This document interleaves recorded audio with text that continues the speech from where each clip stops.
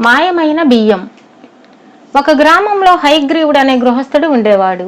అసలే దారిద్ర్యంతో బాధపడే హయగ్రీవుడికి అనారోగ్యం కూడా కలిగి సంసారం వెళ్లబుచ్చటం అసాధ్యమైపోయింది.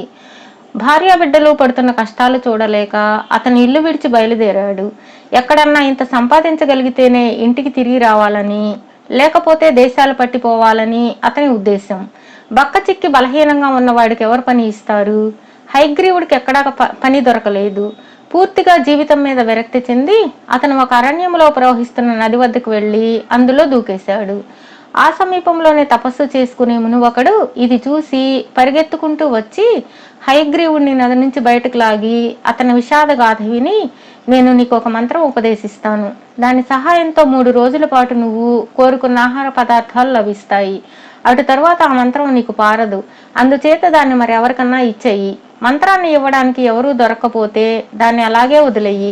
మంత్రశక్తి నీ చేతిలో ఉన్న 3 రోజులు సత్తువు కలిగించే ఆహారాన్ని తిని అలా సంపాదించుకున్న బలంతో పని చేసుకో అన్నాడు. హయగ్రీవుడు సంతోషంగా ఇంటికి తిరిగి వచ్చి ముని చెప్పిన మంత్రం జపించి తమ ఇంటికి ఆ రోజు కావలసిన బియ్యము, పప్పులు, కాయగూరలు, పాలు, పెరుగు, నెయ్యి, వంట సామాగ్రి వగైరా అంతా కొనుక్కున్నాడు. 3 రోజుల పాటు హయగ్రీవుడి కుటుంబం కడుపు నిండా మంచి ఆహారం తిన్నారు. 3వ రోజున హయగ్రీవుడు మంత్రం జపించి మరి 3 రోజులకు సరిపడే ఆహార పదార్థాలు కోరుకుని నిల్వ చేశాడు.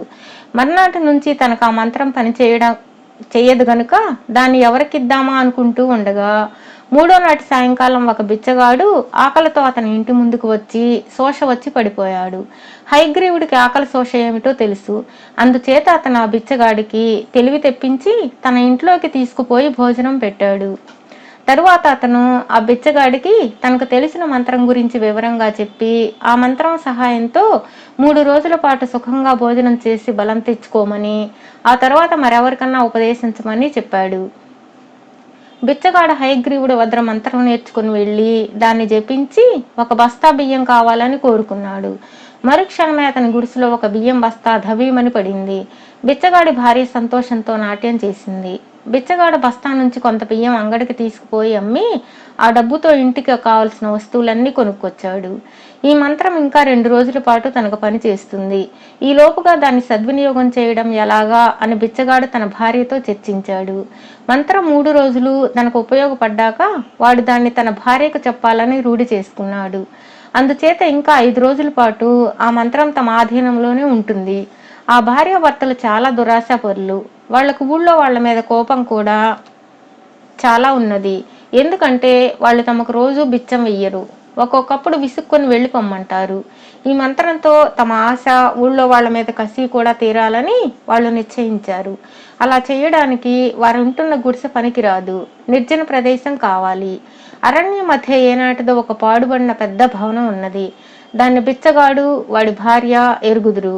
వాడు తన భార్యతో సహా ఆ భవనానికి చేరుకుని మంత్రం చదివి మా ఊళ్ళో అందరి ఇళ్లలోని బియ్యమంతా ఇక్కడికే వచ్చి చేరాలి అని కోరుకున్నాడు. వాడి భార్య వాడికన్నా 3 ఆకులు ఎక్కువ చదివినది. మొగుడి నుంచి మంత్రం తనకు రాగానే ఆశాపాతకురాలు దేశంలోనూ రాజభవనంలోనూ సైతం ఉండే బియ్యమంతా తెప్పించి అరణ్య మధ్యలో ఉన్న ఆ పాడుబడిన భవనమంతా బియ్యం బస్తాలతో పేర్చనిచ్చింది. ఆ తర్వాత మంత్రశక్తి పోయింది. ఆ భార్యాభర్తలు తాము గొప్ప పని చేసినట్లు ఆనందంలో మునిగి తేలుతూ ఉంటే దేశంలో బియ్యం గింజలేక ప్రజలు హాహాకారాలు ఎత్తిపోయారు. ఉన్నవారి గతి లేనివారి గతి ఒకటే అయింది. ఆకలి తీర్చుకోవడానికి దొరికిన దుంపలు, కాయగూరలు, ఆకు అలములు తినవలసిన దుస్థితి అందరికీ ఏర్పడింది. దేశంలో ఉండే బియ్యం అంతా ఒక్కసారిగా ఎలా మాయమైందా అని అందరూ ఆశ్చర్యపోయారు. ఈ రహస్యం తెలుసుకోవడానికి రాజుగారు 4 మూలలకు గూఢచారులను పంపారు. ప్రజల కోసం అన్నం లేని సమారాధనలు చేయించారు. ఇంతలో ఒక విడ్డూరం బయలుదేరింది. ప్రతి ఇంటి ముందు నుంచి ఎలుకలు బయటకు రాసాగాయి. బియ్యం మాయమయ్యాక ప్రజలు తమ ఇళ్లలో ఉండే ఆహార ధాన్యాలన్నీ తినేశారు.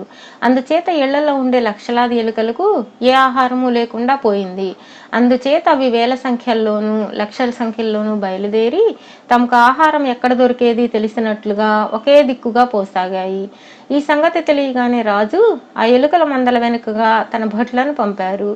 ఎలుకల దండు వెళ్లి అరణ్య మధ్యలో ఉన్న శిథిల భవనాన్ని చేరుకున్నాయి. కొందరు భటులు ఆ భవనాన్ని చుట్టుముట్టారు. మరికొందరు లోపలికి వెళ్లారు. లోనికి వెళ్లిన వారికి ఒక అద్భుత దృశ్యం కనబడింది. భవనం నిండా ఎక్కడ చూసినా బియ్యం బస్తాలే. అవి వేల సంఖ్యలో దొంతర్లు దొంతర్లుగా పేర్చి ఉన్నాయి. రాజభటులను చూడగానే బిచ్చగాడు వాడి భార్య పారిపోవాలని యత్నించి భటులకు చిక్కిపోయారు. మీరిక్కడ ఎందుకున్నారు? మీకు ఈ బియ్యం బస్తాలు ఎలా వచ్చాయి అని భటులు అడిగితే ఆ దంపతులు ఏమీ చెప్పలేదు. అందుచేత భటులు వాళ్ళని తీసుకుపోయి రాజుగారి ఎదుట పెట్టి బియ్యం బస్తాల సంగతి చెప్పారు. బిచ్చగాడు రాజుగారి దగ్గర తనకు హయగ్రీవుడు చెప్పిన మంత్రం గురించి, దాని శక్తితో తాము అరణ్యం మధ్యలో బియ్యం బస్తాలు నిల్వ చేయడం గురించి చెప్పాడు. రాజుగారు హయగ్రీవుడిని పిలిపించి విచారించగా మంత్రం మాట నిజమేనని తేలింది. తరువాత రాజుగారు అరణ్య మధ్యం నుంచి బియ్యం బస్తాలు తెప్పించి ఎవరు పోగొట్టుకున్న బియ్యం వారికి ఇప్పించి బిచ్చగాన్ని వాడి భార్యను కారాగృహంలో పెట్టించారు.